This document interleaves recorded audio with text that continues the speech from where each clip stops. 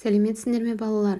Бүгін біз сендермен 3-ші сабақ Шоқан мен мүсінші бала тақырыбын өтеміз. Здравствуйте, ребята!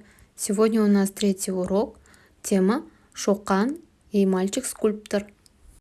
Жаңа сөздер, новые слова. Прочитай, напиши в словарь, выучи. Мүсінші, скульптор, танымал, известный, әлем, мир. Ребята, обратите внимание, когда слово «мүсінші», когда произносим везде букву «ы». Мүсінші. А когда пишем букву «э». Менімен бірге оқы. Прочитай вместе со мной. Мен мүсін жасаймын. Сен мүсін жасайсың. Сіз мүсін жасайсыз. Ол мүсін жасайды. Бұл жіктік жалғауы. Суретке қара. Посмотри на картинку и прочитай.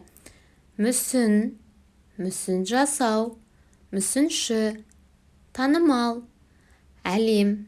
Ол әлемге танымал мүсінші. 3-ші тапсырма мәтінді рөлге бөліп оқыңдар. Прочитайте текст, разделив по ролям. Мына мүсіндерді кім жасады? Кто создал эти скульптуры? Мен жасадым.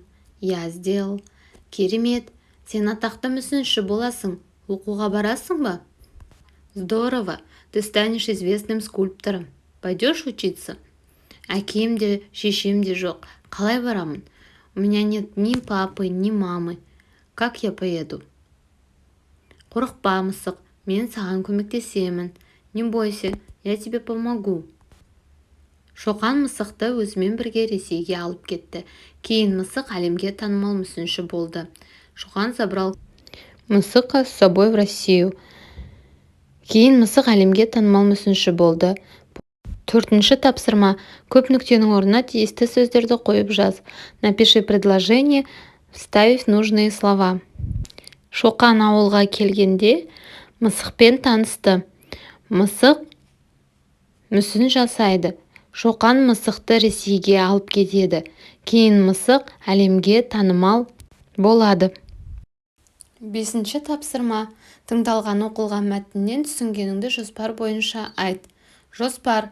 Танысу, мүсінші бала, дарынды балаға көмек, мүсіннің болашағы.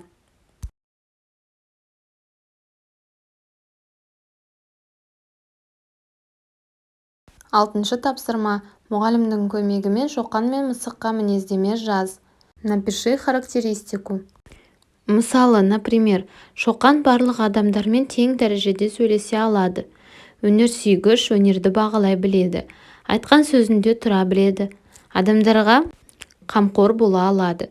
Мысық, өнерге қызығушылығы мол, зерек бала.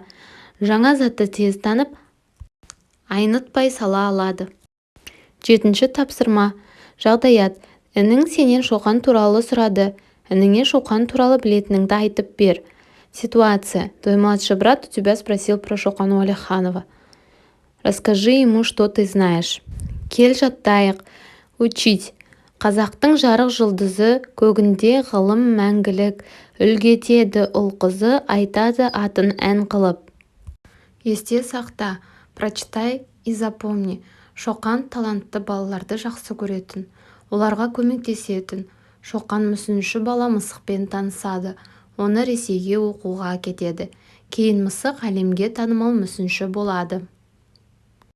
На этом мы закончили урок. Подпишись, чтобы не пропустить следующий урок.